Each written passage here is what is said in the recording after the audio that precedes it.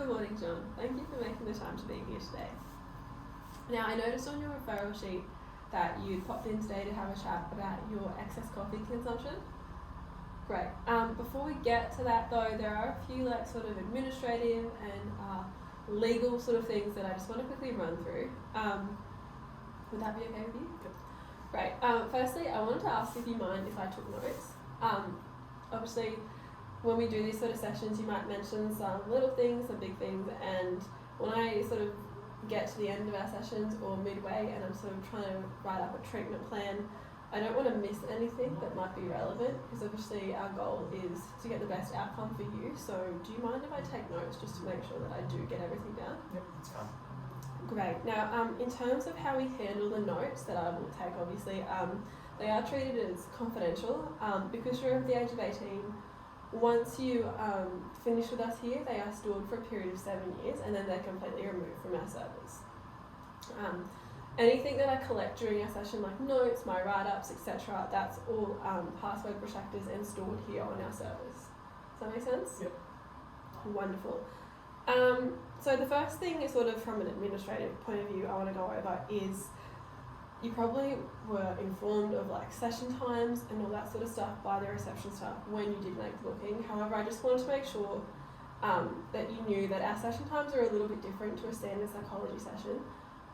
So that's usually around 60 minutes. However, here we run between the 45 and the 50-minute mark. Is that okay? Great. And in terms of cost, obviously because I'm a student and still learning, we don't charge the full the recommended amount from the Australian Psychological Society. So our initial consult, which is today, it's free, and then our follow-up sessions are $15. That's okay with you? Yep. Great. So the only time that we would ever sort of charge anything in addition to that is if we felt that you might benefit from what we call psychological testing. Now in your case, I don't think this is very likely. However, we will just quickly mention it to make sure that you are aware that it might become a possibility. So the most common just an example of a psychological test that we might run is, for example, an intelligence test or a personality test. If that did happen, there is usually an additional fee sort of incurred with the testing because we have to pay for the tests. However, if we felt like in subsequent sessions that might be relevant, we would obviously have a chat first about it and you would sort of get to decide. Is that okay? Wonderful. I also wanted to have a quick chat just to you about what me being sort of a student and provisionally registered means. So as a provisionally registered psych, obviously I'm still learning, and the goal sort of for me is to sort of become better so that you get the best outcome out of coming here.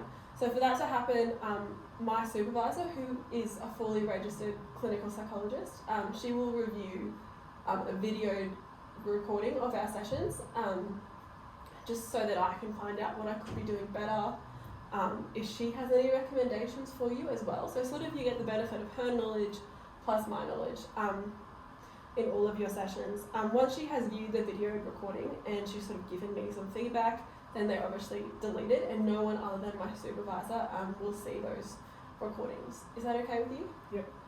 Great. The other thing about me being provisionally registered is that part of our training we do sort of peer learning exercises sometimes where we might talk about elements of a treatment or symptomology of someone that we've seen, just to sort of better our knowledge and promote best outcomes so that everyone sort of grows together as a clinic.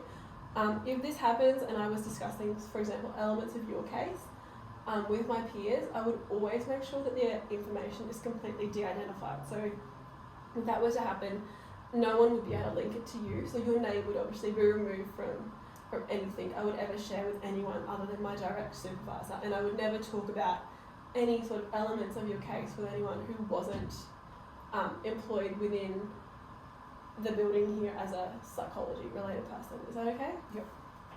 Wonderful. The final thing I want to quickly run over is confidentiality and my limits to confidentiality as a practitioner.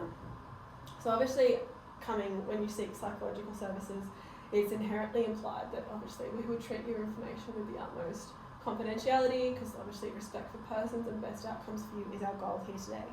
However, under the law, for example, there are a few a few reasons why I might have to break that confidentiality. There's two main ones and a couple of uncommon ones. The first one is if I was subpoenaed by a court of law or a judge. So if a judge asked me for your case because, for example, you might have become involved in a civil or a legal matter, then I am obviously legally obligated to hand over your notes and the elements of your case.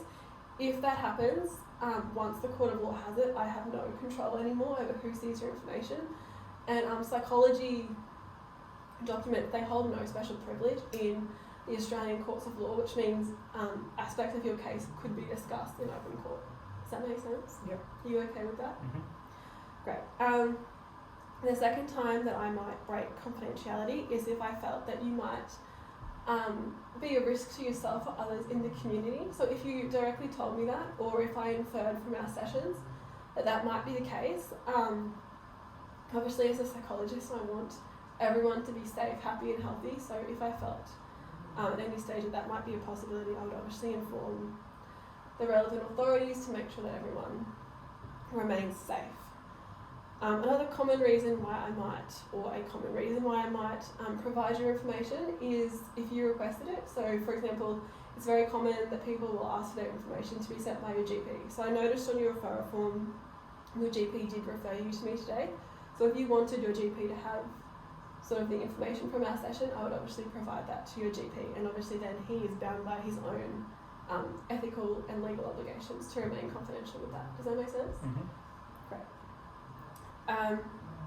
Another time where I would break confidentiality is a legal requirement as well, is if you revealed any abuse to a child, an elderly person, a disabled person, or misconduct by another health professional. If you did reveal a circumstance like that to me, I am legally obligated to inform the relevant authorities. There's obviously ethical guidelines and just general health of others and welfare.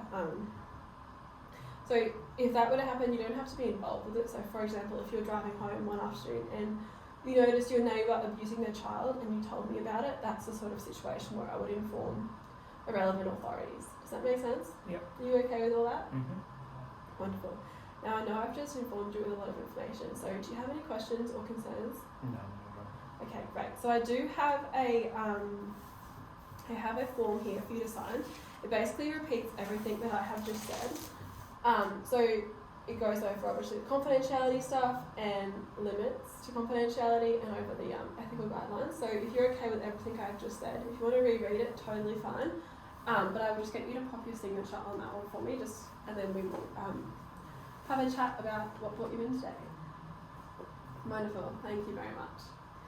So obviously, as this is an initial session, our purpose here today is for me to get a sense of who you are as a person and how your coffee intake, which obviously is what you reported that you would come in for, how drinking too much coffee is sort of impacting your life.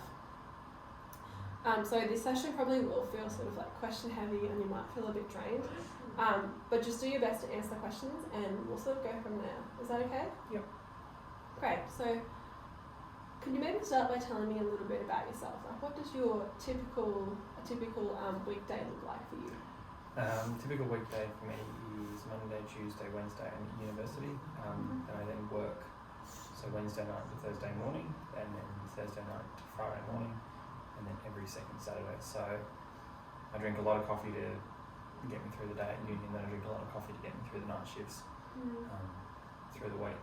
So, and then again a lot of coffee to get me back into sort of that day pace on the Friday, going in from night shift to sort of more of a day shift. I have to drink more coffee to pick myself back up.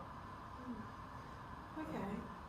So you mentioned that you work night shift. Could you maybe tell me what you do? Like, what's your career? So I'm a disability support worker. I just make sure my client's got muscular dystrophy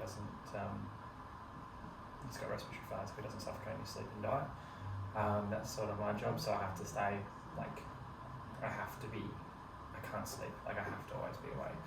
And I'm sort of in this spiral with my coffee where it's I want to cut back, but I'm worried that if I cut back then I might get that that coffee symptoms where you get a headache and tired. I won't be on my A game for my client, And then also, like, if I'm going through coffee withdrawals or caffeine withdrawals, I won't be on my A game for uni. So it's like I'm being pulled in two directions, but like I feel like I can't stop even though I want to, let alone being addicted to caffeine. So yeah, that's sort of where I'm at with the whole sort of I feel like I'm in like a spot, like a circle, like a feedback loop.